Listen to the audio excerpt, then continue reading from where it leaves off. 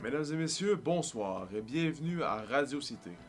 En ce soir du 26 juillet, nous commémorons les 65 ans de la Révolution cubaine, révolution qui a eu des répercussions marquées tant au niveau de la population locale que pour l'implication de l'île dans la guerre froide.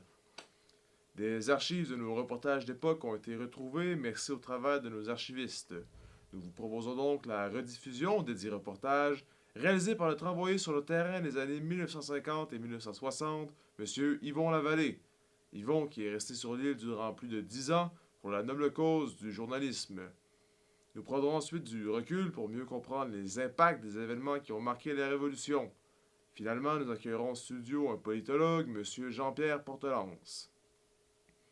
Avant de commencer, rappelons un peu l'histoire de Cuba. L'île a été découverte en 1492 par Christophe Colomb qui la revendique alors au nom de l'Espagne.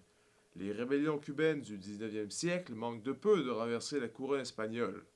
L'aide que les États-Unis apportent aux Cubains lors des soulèvements ne fait qu'attiser les tensions hispano-américaines qui finissent par dégénérer en guerre. Après une solide répression des révolutionnaires du 19e siècle, ils reviennent en force en 1898 et un gouvernement est mis en place en 1902, année durant laquelle l'île obtient son indépendance.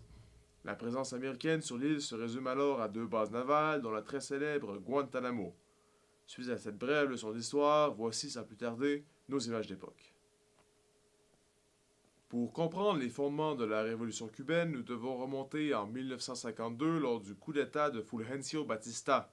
Cette année-là, suite aux élections générales qui s'avèrent défavorables à Batista, celui-ci prend le pouvoir par la force, dissout le Parlement et quintuple le salaire présidentiel. Batista, qui possède des liens très forts avec les Américains, implante des mesures favorables aux entreprises de ce pays. Dans la même lignée, il s'aligne avec la Cosa Nostra et livre la Havane aux mafieux. Cuba devient ainsi la capitale de la prostitution et du trafic de drogue en Amérique. De plus, les compagnies américaines règnent en maître sur les plantations de sucre du pays. Durant cette période, la presse est violemment censurée, les opposants du régime arrêtés, souvent torturés et même parfois tués. Il est évident que ce système autoritaire et corrompu se fait rapidement des ennemis dans le pays. C'est un jeune étudiant en droit du nom de Fidel Castro, ancien candidat à l'élection, qui regroupe autour de lui un groupe d'étudiants qui décident d'attaquer une caserne militaire pour commencer un soulèvement populaire. Cette attaque sera un échec lamentable car la majorité des insurgés sont soit tués ou capturés ou emprisonnés. Suite à cela, Castro ainsi que son frère Raúl s'exilent au Mexique. Ils ne reviendront pas à Cuba avant 1956 où ils débarquent avec 82 hommes avec la ferme volonté de renverser le régime en place. Ce débarquement ne sera pas non plus un franc succès car seulement 12 des 82 guerrilleros débarqués réussiront à atteindre la Sierra Maestra, qui sera par la suite le refuge des révolutionnaires. À partir de ce moment, le mouvement révolutionnaire commencera à effectuer des actions dites militaires. Sans plus tarder, passons maintenant à quelques reportages de M. Lavallée durant la Révolution. Nous approchons de la fin de l'année 1958. Fulgencio Batista vient de prendre la fuite vers Saint-Dominique et laisse le contrôle du pays au juge de la Cour suprême. Ce dernier, assisté de l'ambassadeur des États-Unis, est chargé de mater la révolution. Fidel Castro appelle les citoyens à la grève générale, à laquelle le peuple s'empresse de se conformer. Les gens prennent les armes pour soutenir le mouvement révolutionnaire. Est-ce la fin du contrôle gouvernemental de Batista? C'était Yvon Lavallée à La Havane. En ce 8 janvier 1959, La Havane est euphorique. Fidel Castro, le nouveau ministre de la Défense, est accueilli en héros par les habitants. Le gouvernement révolutionnaire ainsi que son nouveau président est entré en fonction le 5 janvier. Le jour du Nouvel An, Fidel Castro déclara la ville de Santiago comme nouvelle capitale de l'île.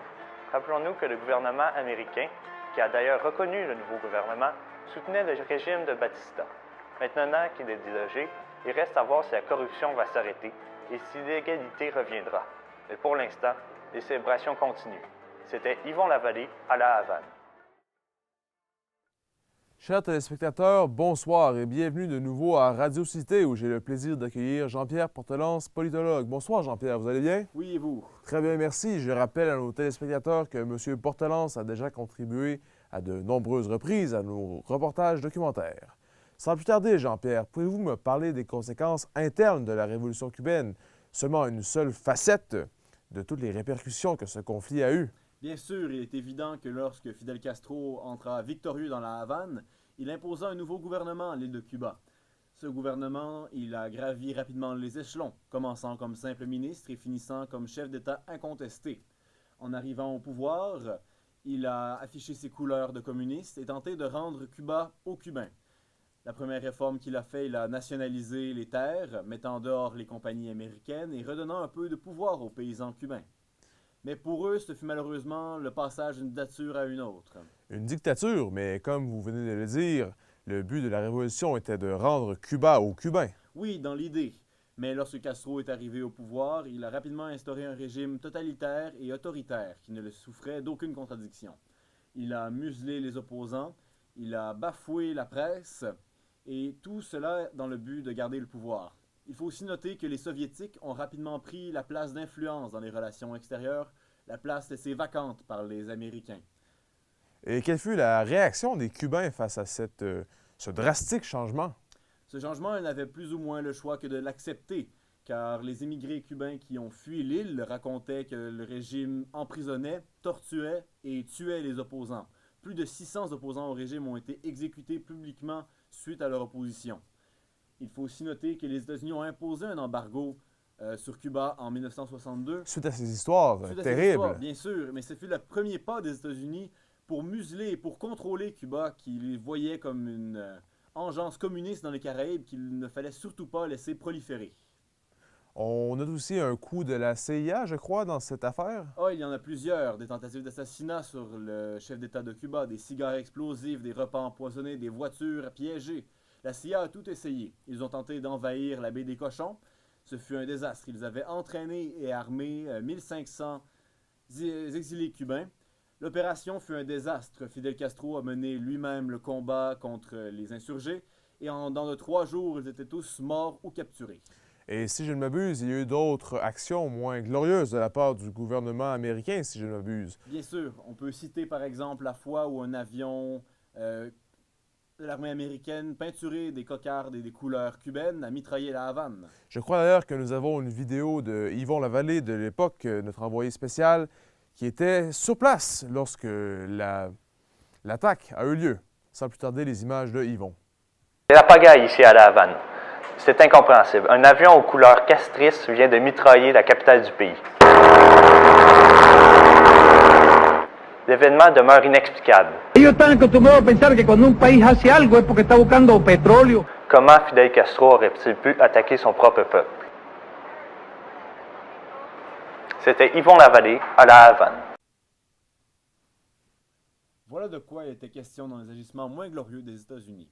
Le but de cet agissement était particulièrement de saper la confiance des Cubains envers le régime qui les dirigeait. Il faut aussi noter que les Américains ont parfois lâché des caisses de propagande, des tracts sur la Havane pour tenter de convaincre les Cubains que le régime qui les gouvernait était maléfique et que les États-Unis étaient en fait les sauveurs de Cuba. Mais revenons au sujet des relations entre l'URSS et l'île cubaine. Quels étaient les intérêts des Soviétiques à faire affaire avec Cuba? Il est évident que les Soviétiques avaient des intérêts importants dans la région, Cuba étant le seul régime communiste dans une région majoritairement dominée par la puissance capitaliste.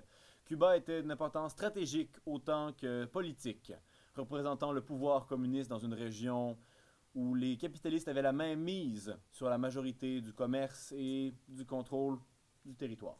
Et les Américains ainsi que les Soviétiques avaient des intérêts pour l'île. Quels étaient ces intérêts respectifs? Bien, il y avait l'intérêt stratégique d'avoir une île et un avant-poste proche des côtes américaines pour avoir que ce soit des missiles balistiques ou encore des troupes d'invasion.